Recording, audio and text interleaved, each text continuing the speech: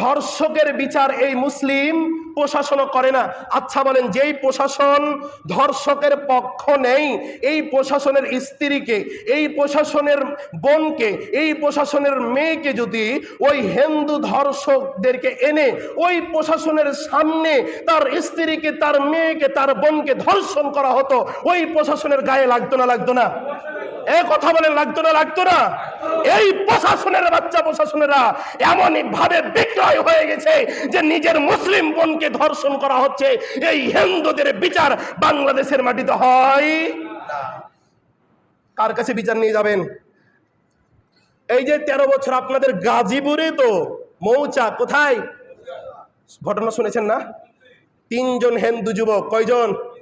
3 জনের ভিতরে 2 জন আটক হয়েছেন, আর একজনের 2 জনকে যে আটক করেছে, দেখেন কত বড় প্রশাসন যাই মানে ভণ্ডমি করতেছে এই জায়গাতে। দেখেন 2 জনকে যে আটক করেছে, এই 2 জনের ভিতরে যে মেন আসামি, এই ব্যক্তির পরিচয় কি জানেন? নাম হচ্ছে ভিন্ন, পরিবার হচ্ছে ভিন্ন, গ্রাম হচ্ছে ভিন্ন, থানা ভিন্ন, জেলা ভিন্ন। তাকে প্রশ্ন করা হয়েছে প্রশাসনের লোককে যে আপনারা তার যে নাম যেটা সেটা তো দেননি, তার বাড়ি যেই গ্রামে সেটা তো বসাননি। তারা বলেছে কি, আমরা ব্যস্ততার কারণে তাদের গ্রামে যেতে পারিনি, আমরা ফোনে একজনের মাধ্যমে শুনে আমরা এগুলো লিখে দিয়েছি। তাহলে বলেন তো এই জায়গাতে খেলা চলছে না চলছে না? কি বুঝলেন?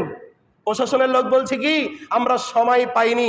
আর হুজুর যদি খালি একটু হইতালে নিজের স্ত্রীকে নিয়ে যায়, ওই প্রশাসনের সময় লাগবে না।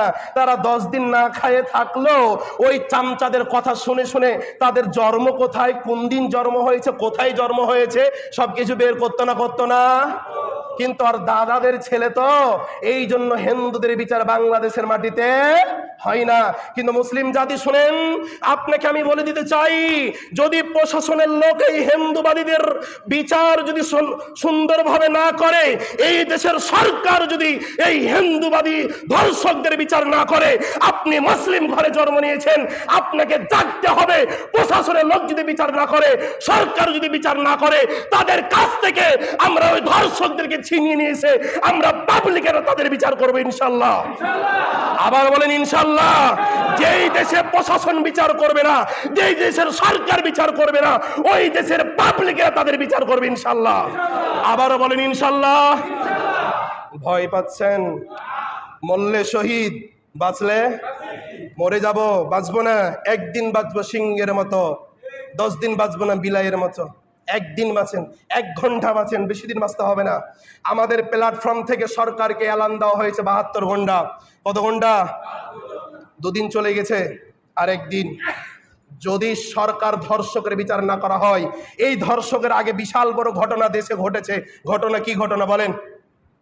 ধর্ষণের আগে ভুলে গেছেন? এটাই তো আমাদের সমস্যা। কোরআনে পা দিয়েছিল না? এই ভুলে গেছেন? ধর্ষণ করলো হিন্দু, কোরআনে পা দিল কে? কোরআনে পা দিল কে? এই কোরআন কি আওয়ামী লীগের কোরআন না? আমার সাথে কথা বলেন। এই কোরআন কি আওয়ামী লীগের কোরআন না? এই কোরআন কি বিএনপির কোরআন না? এই কোরআন কি জামাত ইসলামের কোরআন না? এই কোরআন কি আহলে হাদিসদের কোরআন না? এই কোরআন কি হানাফি ভাইদের কোরআন না? তো আজকে রাজনীতিবিদ বলেন, আহলে হাদিস বলেন, হানাফি বলেন, কোন ব্যক্তিরা কেন এই কোরআনের এই পক্ষে ওই নাস্তিকের বিপক্ষে দাঁড়ালো না? বলেন আমাকে, কেউ দাঁড়াইছে? সব কিছু চাপা পড়ে গেছে। এই হিন্দুর বাচ্চা, এই নাস্তিক উলঙ্গার আমার কোরআনে পা দিয়েছে মানে গোটা মুসলিম জাতির, গোটা মুসলিম ব্যক্তির বুকে পা দিয়েছে না? তার বিচার কেন বাংলাদেশের মাটিতে হচ্ছে না? আজকে আমার বোনকে ধর্ষণ করছে, আপনি রেডি থাকেন, কালকে আপনার বোনকে ধর্ষণ করবে। আজকে আমার মাকে ধর্ষণ করছে, কালকে আপনি রেডি থাকেন, কালকে আপনার মাকে ধর্ষণ করবে। আজকে আমার মেয়েকে ধর্ষণ করছে, আপনি রেডি থাকেন, কালকে আপনার মেয়েকে ধর্ষণ করবে। মিয়া, আজকে আপনার গায়ে রক্ত গরম হচ্ছে না? যেদিন আপনার বোনকে ধর্ষণ করবে, যেদিন আপনার মাকে ধর্ষণ করবে, যেদিন আপনার মেয়েকে ধর্ষণ করবে, সেদিন আপনি কাকে বিচার দিবেন? যদি আপনি সময় থাকতে বিচার না করেন, এদের বিচার হবে? চোর আসা থাকা অবস্থায়, চোর উপস্থিত থাকা অবস্থায় চোরের যদি বিচার না হয়, ওই চোর পালিয়ে যাওয়ার পর বিচার হবে? এই জন্য বলি, প্রশাসনের কাছে আমাদের একটাই দাবি, যদি প্রশাসনের লোক বিচার করতে ব্যর্থ হয়ে যায়, সরকার যদি বিচার করতে ব্যর্থ হয়ে যায়, আমরা স্বৈরাচারকে যেভাবে তাড়াইছি এই বাংলার জমিন থেকে, ইসকনদেরকে পৃথিবী থেকে দূরের কথা, এই বাংলার জমিন থেকে দূরের কথা, ইসকনের যারা দল বাহিনী রয়েছে তাদেরকে আমরা পৃথিবী থেকে বিতাড়িত করে দেবো ইনশাল্লাহ। শুধু তাদেরকে বাংলাদেশ থেকে না, ইন্ডিয়া থেকে না, পাকিস্তান থেকে না, এই আমেরিকা থেকে না, গোটা পৃথিবী থেকে ইসকন জাতিকে, ইসকনের দল বাহিনীকে আমরা বিতাড়িত করে দেবো ইনশাল্লাহ। আরে আল্লাহ রসুল সাল্লাল্লাহু আলাইহি সাল্লাম যুদ্ধে গেছিলেন, আল্লাহ রসুলের দল বাহিনী কম ছিল, আল্লাহ রসুলের লোক সংখ্যা কম ছিল। আল্লাহ রসুলের সাথে কারা ছিল? কে ছিল? আল্লাহ রসুল হেরেছেন? ভয় পান কেন? কয়দিন বাঁচবেন? কয়দিন বাঁচবেন? আমাকে লেখেন, খাতাতে লিখে দেন, কয়দিন বাঁচবেন? কয়দিন জীবিত থাকবেন আপনি? আজকে আমার বোনকে, 13 বছরের আমার বোনটাকে ধর্ষণ করেছে এই কুলঙ্গার ব্যক্তিরা 3 দিন ধরে ধরে। তার একদিন পরে আবার আরেক জায়গাতে ধর্ষণ হলো। আমার ছাত্রী বোন, আমার মাদ্রাসার ছাত্রী বোন ধর্ষণ হলো, ওই হোটেলে ধর্ষণ করতেছে। তার চিল্লানের কারণে এই ছোট্ট বোনটা চিল্লাবে তাদের কষ্টের কারণে, এই জন্য গান বাজাইছে না বাজায়নি? ভুলে গেছেন? আপনাদের ব্রেন থিওরিতে এগুলো কাজ করে না? শরীরে রক্ত থাকতে জেগে উঠেন মুসলিম ভাই, শরীরে রক্ত থাকতে এখন আমাদের দ্বন্দ্ব করার প্রয়োজন নাই। কে আওয়ামী লীগ, কে বিএনপি, কে জামাত, কে আহলে হাদিস, কে সালাফি, কে হানাফি, কে মাজার পূজারি, কেউ খালি শুধুমাত্র কালেমা যদি পড়তে পারে তাকে বুকে টেনে তাকে নিয়ে মাঠে নামতে হবে না? হবে না? কাউরির সাথে এখন দ্বন্দ্ব চলবে না, দ্বন্দ্ব চলবে আলাদা সময়ে। কিন্তু যখন আমাদের ঈমান নিয়ে খেলা করবে মুশরিকেরা, তখন মুশরিকদেরকে দমন করার জন্য, মুশরিকদেরকে সাইজ করে দেওয়ার জন্য, মুশরিকদেরকে হত্যা করার জন্য সকল মুসলিম কাঁধে কাঁধে দাঁড়াবো ইনশাল্লাহ। ইনশাল্লাহ বলেছেন? ইসলাম কায়েম করব বাংলাদেশে ইনশাল্লাহ। কিভাবে কায়েম করবেন? ভোট দিয়ে। তাওহীদের জ্ঞান কোন মুসলিমের নাই, তাওহীদের কি নাই? জ্ঞান নাই। যাই হোক, এগুলো বিষয়ে যাচ্ছি না, সময় শেষ। আপনাদেরকে এতটুকু বলবো, আপনার মেয়ে যদি বাড়িতে থাকে, কি থাকে?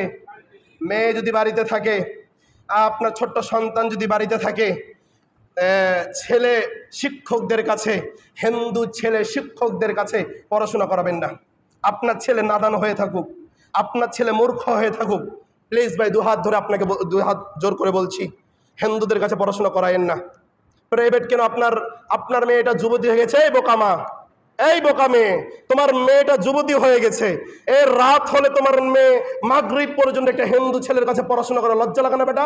এই বেটা, যেই হিন্দু তোমার মেয়ের ইজ্জতকে কেড়ে নিতে চাচ্ছে, যেই হিন্দু তোমার মার ইজ্জতকে কেড়ে নিচ্ছে, নাদান কোথাকার, তোমার লজ্জা লাগে না? ওই হিন্দুর কাছে কিসে ভাবে তুমি পড়াশোনা করাতে পারো মিয়া? আপনারা সবাই সতর্ক থাকবেন নিজ নিজ স্থান থেকে। ওই হিন্দুবাদীর কাছে, কোন ছেলের কাছে যুবতী মেয়েকে কখনো পড়াশোনা করাতে দিবেন না। একাই পড়াশোনা করাতে দিবেন না। দলবদ্ধভাবে স্কুলে যাচ্ছে সেটা ভিন্নতা বিষয়, এটার পক্ষ আমাদের ওলামায়ে কেরাম না। কিন্তু বাংলাদেশে চলছে, চলুক, কিন্তু কোন হিন্দুবাদীর কাছে আপনার যুবতী মেয়েকে পড়াশোনা করতে দিবেন না। এই মুসলিমদের ভিতরে শিক্ষিত ছেলে নাই? এই মিয়া, এটা মুসলিমদের দেশ, মুসলিমদের ভিতরে কি শিক্ষিত ছেলে নাই? তারা কি ম্যাথ করতে পারে না? তারা কি ইংরেজি পড়তে পারে না? আপনার মেয়েকে কেন ওই হিন্দুবাদী, ইহুদিবাদী তাদের কাছে পড়তে দিতে হবে মিয়া? অবশ্যই আজকে আপনাদেরকে বললাম, সবাই সজাগ থাকবেন। কোন সমাজে যদি ওলামায়ে কেরাম ডাক দেয়, আপনারা সবাই নিজের জীবনকে বাজি রেখে আপনারা সবাই নেমে যাবেন ইনশাল্লাহ। আবারও বলেন ইনশাল্লাহ। এজন্য বলি যে আপনাকে আমাকে যুদ্ধে যাওয়ার জন্য প্রস্তুত থাকতে হবে। আপনাকে আমাকে যখনই কোরআনে পা দিবে, কে আওয়ামী লীগ, কে বিএনপি, কে জামাত, কে এনসিপি, কে আহলে হাদিস, কে হানাফি, কে সালাফি, কেউ দেখার বিষয় না। যখন কোরআনে পা দিবে, যখন ঈমান নিয়ে ইহুদিরা খেলা করবে, তখন তাদেরকে আমরা ছাড় দিব ইনশাল্লাহ। আল্লাহ তাআলা আমাদের সবার মনোবলকে কবুল করে নেক। বলেন আল্লাহুম্মা আমিন। আবার বলেন আল্লাহুম্মা আমিন। অনেকে আল্লাহুম্মা আমিন বলছেন না, ঘুম পাচ্ছেন, তারা যাবেন না যুদ্ধে। আবার বলেন দেখি আল্লাহুম্মা আমিন। আবারও বলেন আল্লাহুম্মা আমিন। আল্লাহ তাআলা কবুল করুক।